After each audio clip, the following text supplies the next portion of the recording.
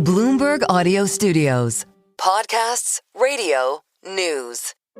I'm Sarah Holder, host of The Big Take. And I'm Jennifer Zabasajja, host of Bloomberg's Next Africa podcast. Today, we're bringing you a story reported by our colleagues in newsrooms throughout Africa and Asia. It's about how the AI arms race is playing out in Africa as Chinese AI developers try to break into the burgeoning Africa tech scene. Earlier this year, a group of tech executives from all over Africa got together at the headquarters of a Nairobi-based startup to consider a business proposition. So it was an early breakfast meeting, and it had a whole lot of African startup founders. And then there was also a group from Huawei with one of their top execs that sort of runs Sub-Saharan Africa's cloud services. Loni Prinsloo is a senior Africa reporter for Bloomberg based in Johannesburg. And she says that Huawei cloud exec was there to talk about one buzzy new company in particular. He came in with quite a strong pitch for DeepSeek, saying, DeepSeek is so hot. That was literally his words. DeepSeek is so hot, no one wants to talk about anything else. DeepSeek, the Chinese AI platform that launched a breakthrough reasoning model in January 2025. Shocking its competition. DeepSeek. Where did this one come from? The cheaper AI model from Chinese startup DeepSeek could threaten US big tech. DeepSeek is a Chinese startup that's producing these large language models that offer very high performance at a relatively low cost. That's Helen Nyambura, Bloomberg's East Africa bureau chief. DeepSeek is using Huawei hardware and the ecosystem, both chips and cloud. So from a political perspective, Huawei is promoting domestic AI tools that are running on domestic hardware. Huawei and DeepSeek's parent company, Highflyer, have been collaborating since mid-2023. In addition to hosting DeepSeek on its cloud, Huawei has also started selling its storage and computing services in a bundle, with access to DeepSeek's large language model. So Huawei's exec wasn't just hyping up how hot DeepSeek is. He was trying to pitch these African startups on using DeepSeek's AI platform and accessing it through Huawei's cloud servers. And he presented a pretty compelling offer. Basically, if you are going onto a Huawei cloud instead of going directly onto DeepSeek, every day you get 2 million tokens free. So that's sort of unheard of and definitely a crowd pleaser. Tokens are the unit that DeepSeek uses to bill for its services. 2 million free tokens can get you a lot of DeepSeek computing power. According to the Huawei presentation, they would cover about 3,000 pages of new content generated by DeepSeek's model. Huawei is offering incentives like this to African tech companies because they stand to gain a lot too. They're trying to establish a crucial foothold on the continent early in the AI race. And some critics worry that DeepSeek and Huawei's bet on African AI infrastructure could have complex long-term consequences, including for data privacy. This is The Big Take from Bloomberg News. I'm Sarah Holder. And this is a special co-production of The Big Take and Bloomberg's Next Africa podcast. I'm Jennifer Zabasajja. Today on the show, DeepSeek and Huawei's push to dominate the artificial intelligence market in Africa. What it could mean for the global AI race, the soft power balance between the US and China's efforts to influence Africa's development, industry, and innovation.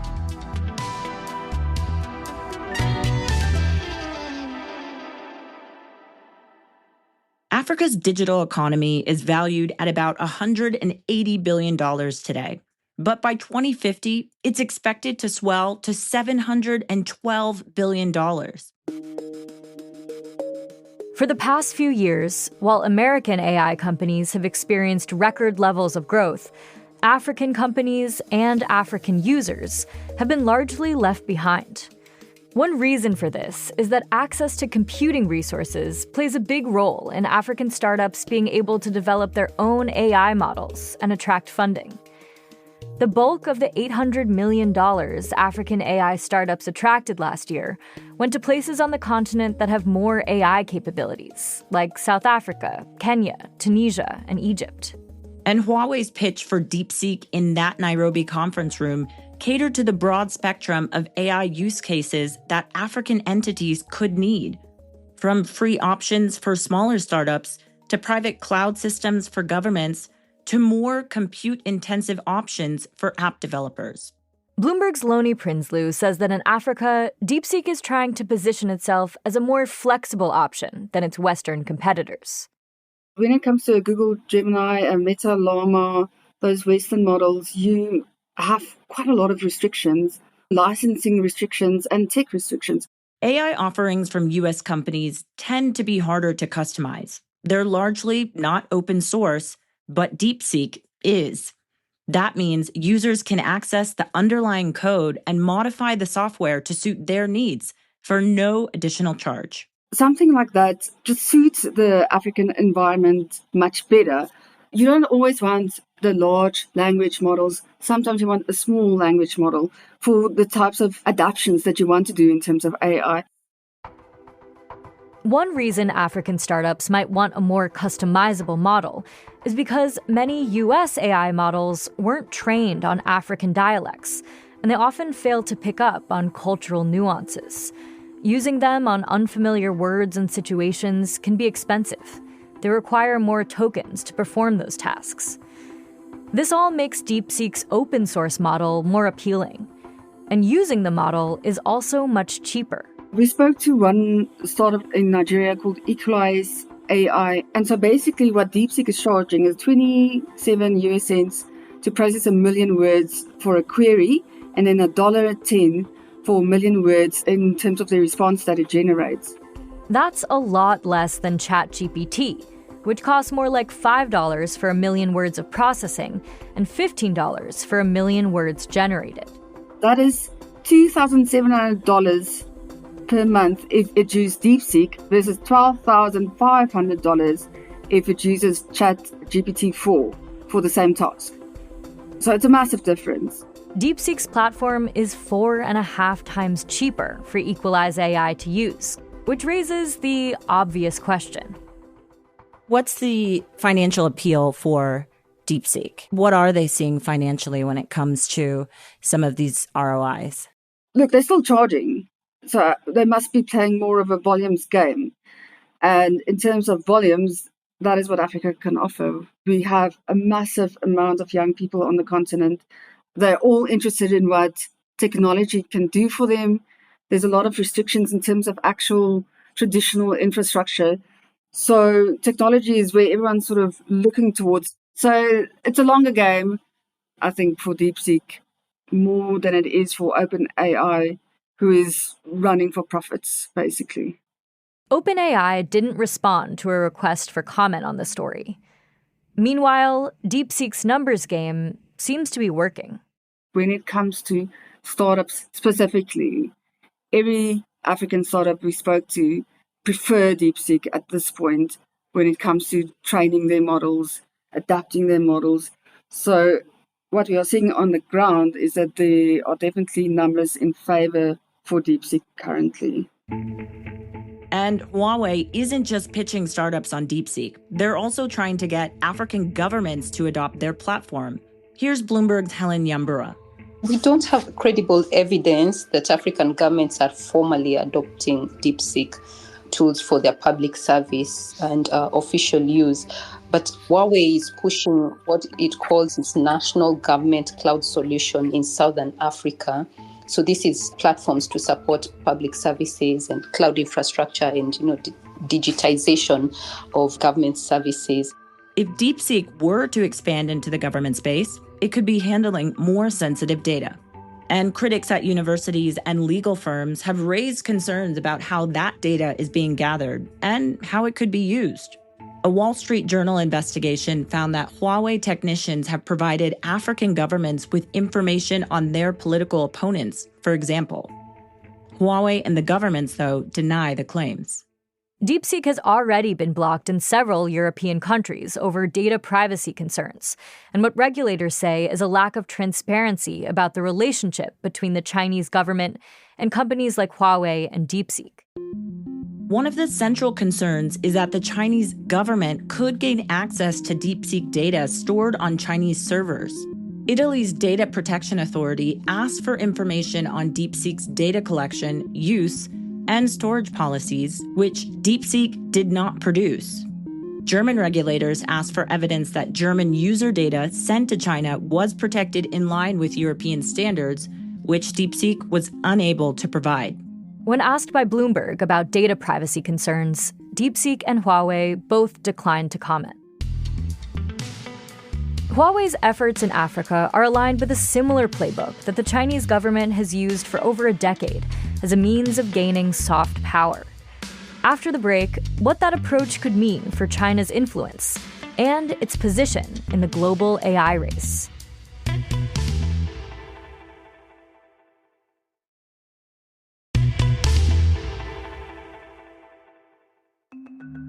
For over a decade, the Chinese government has made a concerted effort to invest in foreign infrastructure, increasing its influence in developing countries. It's a strategy known as the Belt and Road Initiative. China is going to the developing world, especially in Africa, and extending soft power through building infrastructure, but using technology rather than the hard airports and ports and roads and railways. This now is the software to be ahead of the US. This new AI software initiative isn't technically a Belt and Road project, but it takes a similar approach. And it's one the Chinese government has also used in the past to expand the reach of Chinese phone companies like Huawei and ZTE into Africa. The Chinese companies, Huawei and ZTE, were not the first on the continent, but these companies came with a cheaper, more cost-effective solution. So it's the same thing that we're seeing with DeepSeek. Belt and Road projects in Kenya, Ethiopia, and Djibouti gave China economic leverage over these developing countries. Chinese companies and the Chinese government offered cheap loans in order to roll out infrastructure and equipment across the continent to cement their position. Ultimately, those nations had to majorly restructure their debt in order to repay their loans. Other nations who weren't able to pay back their loans, like Sri Lanka, have had to turn over control of their infrastructure to China. When it comes to Huawei and DeepSeek, the leverage these companies could have is access to information. It's all about capturing the vast amount of data that will shape AI in the future. Some critics are worried that this, will echo that Belt and Road, where we saw China forcing some poor countries to hand over critical infrastructure, to pay for all those projects. So we don't know how this might pan out for African companies and governments in future in terms of cost. And there are other side effects that come from relying too heavily on one country's digital infrastructure. For example, for the past 2 years, to prevent cheating during China's national university entrance exams, China has restricted certain technical capabilities of domestic tech companies. Alibaba, ByteDance, Tencent, and DeepSeek, whose servers are all located in China, then disable things like their image recognition and their instant Q&A features on sort of consumer-facing products to prevent cheating. But the move didn't just impact Chinese students. We also saw then in Lagos, in Nairobi, who all experienced slowdowns in terms of service interruptions, and you can't do anything about that. And then there are the privacy concerns. Most big Western AI models are supposed to comply with European laws governing transparency around data collection and processing. But DeepSeek's chatbot does not. Instead, it typically stores user data on servers in China, which under Chinese law could be accessed by the Chinese government. And while several European countries have taken steps to curb DeepSeek adoption, African countries have not. I think most countries are really, at the starting stage of developing the regulation and so on. So there's a lot of adoption without the legal background, without the regulatory backbone to cover that. So the technology has sort of front-run the regulation, which might be a problem. Then there's the looming geopolitical backdrop to this. Bloomberg's Helen Nyambura told me that if African nations and tech companies start relying too heavily on Chinese tech, they could get caught in the crossfires of the US-China trade war. For instance, if the US government tries to disrupt China's AI capabilities by limiting access to chips or ratcheting up tariffs, that could also impact Africa's AI capabilities. The stakes are just really too high for a single country to rely on just one country, whether it's the US or China. The US has tried to pursue its own tech infrastructure projects in Africa in the past. And we saw big deals being announced in Kenya specifically. There was a big AI data center being announced of more than $1 billion. But under the Trump administration, those efforts have stalled. And that's opened the way again for China. China, as we said, has been here for a long time. They've been investing for 20 years. So they do own a lot of the equipment in our 5G, in our fiber, in our data centers. And the US companies that are here, a lot of them sort of have set up shop in South Africa and some in Kenya and some in Nigeria, but they don't really advance to other African countries. And as we know, there's 54 of them. So China has really played the game also in smaller countries. And in part, because of that dynamic, the expansion of Chinese AI tools in Africa hasn't been met with the same suspicion as it has in European countries or the United States. Because, Loni says, many people in Africa are just as skeptical of US tech. In Africa, people don't always mistrust the East versus the West. Many also distrust the West in terms of privacy and, tech and all of that. So Africa in general has a better relationship with China than, I would say, Europe, for instance. But, I would like to just see whether this adoption of DeepSeek in the startup space continues. For now, Helen says she's watching to see how Africa's AI industry develops. What will be interesting is to see whether Africa can come up with its own, homegrown AI industry. There's very many hurdles to this. It doesn't have the money that, China or the US will throw at AI. It also doesn't have the skilled labor to do this or the infrastructure. But it would be good for Africa to be, at least to try for some independence on this front. This is The Big Take from Bloomberg News. I'm Sarah Holder. And I'm Jennifer Zabasajja with Next Africa. Follow the Next Africa podcast now and join them every Friday on Apple Podcasts, Spotify, iHeart, or wherever you listen. To get more from The Big Take and unlimited access to all of Bloomberg.com, subscribe today at Bloomberg.com/podcast offer. If you like this episode, make sure to follow and review The Big Take or Next Africa wherever you listen to podcasts. It helps people find the shows.